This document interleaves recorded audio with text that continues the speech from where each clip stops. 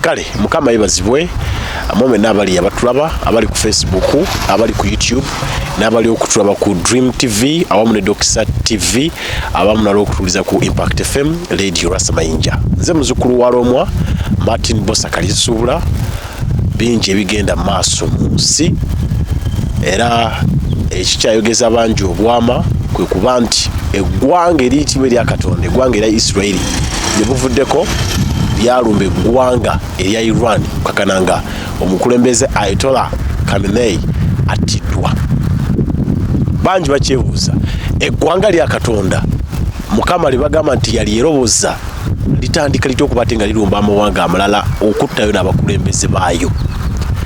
Nonyezaako omusumba Ntume Peterson musajja musomesa atubuulire ibo ng'ekkanisa era ng'omusumba ekintu kino bakyogerako ki bannabyaffaayo bakyogeddeko abantu bonna boogedde ku nsonga eno twagala okumanya ekkanisa yeeyogera ki ku bintu nga bino era bitegeeza ki. Musumba Peterson tusanyusa okulaba taata. Amiina. Abantu bali kulaba ku Dream TV n'ekumikutu emirala gyonna.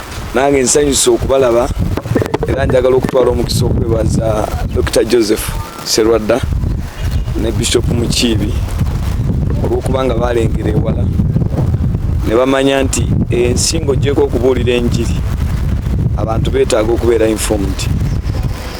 Kati eggwanga lya Isirayiri eggwanga lya Katonda kubanga lwaliwo osooka entalo mu muziwulya musumba nga abasumba ezigenda maaso ensi esobola okukwasa obusungu engeri gyerabamu ebintu naye ate Katonda buli kintu nga bwe yakiteekateeka bwekiteekwa okuba.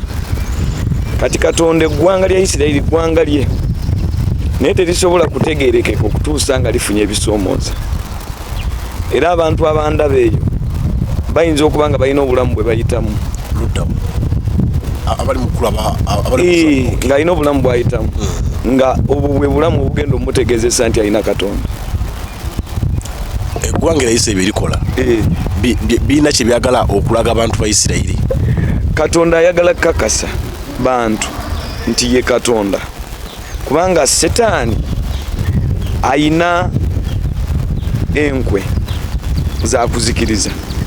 Katonda abeera n'enkola yakulamya era kizza emyaka gyonna Isirayiri bwe yalinga eri mu buddu eggwanga eryagijjayo baliyita Bungereza era Bungereza lwe yadda ku ludda lwa Isirayiri Bungereza yafuuka super power. Musumba naye tugenze wala nnyo lwaki Isirayiri eno tugendagendayo lwaki bagamba nti ggwanga lya Katonda Mukama asosola? Kati Katonda mwoyo. Setaani bwe yamala okugwa ku nsi kuno eno ensi yalinga ensi endala z'owulira zi Jupiter zi Mars Saturn Neptune Pluto ezensi ne Earth eno kwe tuli zaali ze zimu nga tewali nsi eriko bulamu. Kati Setaani najja agwa ku nsi eno ensi yaliko ebitonde naye nga tekuli muntu era ne bannabya science babimanyi nti waliyo ebintu bye bayita dinosaurs n'ebitonde ebirala ebyaliyo edda. Kati ensi eyo Setaani n'agigwako bwe yagijjako n'agitabula n'agyonoona era Bayibuli yayogera mu lubereberye nti ensi yali ntabangufu ng'ekizikiza kyegasse n'ekitangaaza Katonda n'ayawula.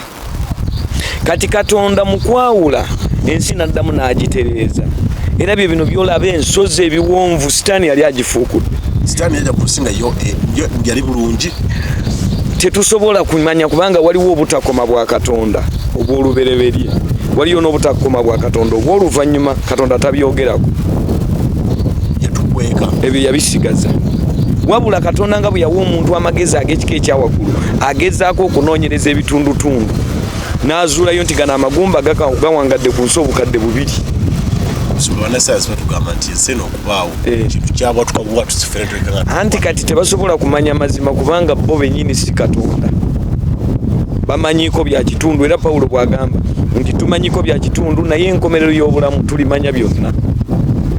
Kati nabo bennyini bageesingako ekyo ekitono kye basobola okutegeerako kubanga tebaaliyo Katonda yabimanyi. Kati sitaani agwa ku nsi. Kati sitaani bwe yagwa ku nsi n'agitabula Katonda n'agamba no tusobola kutabula nsi gye natereeza n'akomawo n'omwana we n'omwoyo omutukuvu. Abantu mu lubereberye wabuliza nti naye lwaki Katonda agamba tukole yali alina ani? Yali ne bano ababiri nga ye wakusatu. Kitabula nnyo abantu. Katonda tayagala kwesigaliza buyinza, ayagala nnyo okukolera wamu, alina kye bayita unit oba family. Nenga Katonda ate unity asobola okwekolera yekka, naye Katonda ye sinnakyemalira. Tuli ali omu. Katonda ali omu, naye bwe yali ayagala okukola ebintu ku nsi teyayagala competinga na Setaani. Setaani aleme mulooza nti bali ku level emu. Katonda n'atuma omwoyo omutukuvu ye ng'asigadde mu kitiibwa kye. Omwoyo omutukuvu n'ajja ayawula ensi okujawula ekizikiza n'ekitangaala. Ekizikiza kikiikirire Setaani, ekitangaala kikiikirire Kristo oba Katonda. So kisobole okubanga bombi balina ebintu ebifaanagana, naye Katonda approving nti ye w'amaanyi. Approving ani? Setaani. Mukama nga yapprovinga Setaani. Nti tasobola kugolola mukono gwe, era Katonda talwanangako na Setaani. Tekibangayo. Ne bwe yali Katonda atereeza ensi eno ye kennyini teyabiriimu. Yatuma omwoyo omutukuvu, omwoyo omutukuvu n'ayawula ekizikiza ku kitangaala, n'atuma omwana we. Era bw'oba oyagala ekyo kiri mu ngero essula ya 8 okutandikira ku nnyiriri 12. Katonda ng'ayogera ku mwana we na byonna bye yamuwa n'obulungi obumulimu. Katonda era agamba nze magezi nfudde obukabaka bw'okuba ennyumba yange, noonya okumanya n'okuteesa. Ku lwange bakabaka bafuga n'abalangira bateeka ebyobutuukirivu. Njagala abo abanjagala n'abanyiikira okunnoonya balindaba. Obugagga n'ekitiibwa era obugagga obw'enkalakkalira biri nange. Ani ayogera? Yesu. Omanya abantu balowooza Yesu ali eno mu ndagaano empya. Tumulaba azaliwe eno. Yesu aviira ddala mu ndagaano enkadde nga yeeyogerako era nga annyonnyola abantu kikyali. Era bw'avaawo ndowooza mu 21 n'agamba nti Mukama yali nange ekkubo lye we lyasookera. Okusooka emirimu gye egy'edda nga tannakola kintu nze naliwo. Nasooka obusozi okuzaalibwa, ye teyatondebwa era yeeyogerako ng'eyazaalibwa. Yesu era akyayogera. Yennyini. Nasooka obusozi okuzaalibwa. Nti emirimu gye egy'edda nga teginnakolebwa, nti nga tannateekawo nfuufu eyasooka, newankubadde ennyanja obutasobya kiragiro kye, nze nga ndi awo ng'omukoza. Yesu yayogera. Ye yakola byonna, si Katonda. Katonda nga ani akola ebintu? Yesu. Si contradiction abantu. Kati bweba contradiction, ffe tugoberera ebyawandiikibwa era ani yali abiwangudde. Kubanga mu bulamu oteekwa okumanya ekiwangula kyekiba ekituufu. Kati tukwateko abali b'ebisiyaga babiri, omusajja n'omusajja, tubateeke mu kisenge tulabe banaavaayo n'omwana. Era tukwate omusajja n'omukazi tubateeke mu kisenge tubasibireyo okumala emyezi 9 tulabe bataavaayo na mwana. Ani abawangudde? Omukazi n'omusajja. Kitegeeza Katonda kye yateesa kye kituufu. Kaakati ne kino Katonda bwe yateesa omwana we yaba atonda byonna ebiri mu nsi. Era ensi eno n'okujjula kwayo byatondebwa Kristo. Omwoyo omutukuvu n'ayawula. Katonda ye ng'aliwo. Ali mu kitiibwa kye, tali ku level eyo. Kati kankuwa ekyokulabirako. President Museveni bw'owulira awangudde entalo aba yagenze Somalia. Asindika UPDF. Bw'aba omuntu asobola okuba n'obuyinza obutuma, kati Katonda yali awo kireereeso genda ng'azunga. Sumba ako abantu n'abatubuulira. Kati so Katonda bw'amala okulagira ejje lye nga mwe muli Kristo n'omwoyo omutukuvu ne batereeza ensi. Kati Katonda n'akwata Setaani n'amuteeka mu kibala eky'omuti. Ng'era bamukumidde Geyeena. Kino kye tuwulira Adamu kye yalya Eva. Kyekyo kyennyini. Kati ne bamuteeka mu muti nga guliko ekibala kye bayita bujeemu. N'akwata n'omuti omulala nagwo n'aguteeka mu lusuku n'aguteekamu ekibala kye bayita Kristo. Musumba wennyini abantu baagala okumanya ekyo kibuuzo kiwudde emyaka n'emyaka. Eva yalya kibala ki?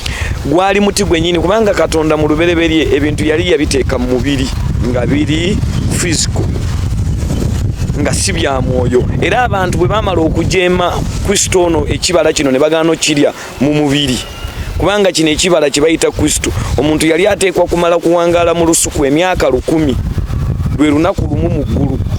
ekyo kiri mu Peetero ekisooka essula ekyokubiri ssula 3 olunyiri lwa 8 nti emyaka 1000 maaso ga Katonda giringa olunaku lutya olunaku lumu.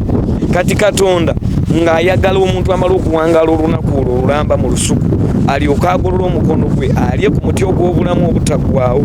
Kati omuntu teyalinda myaka 1000 kuwera terwaziba n'alya ku muti ogw'okumanya obulungi n'obubi ogwali gutegekeddwa geyeena.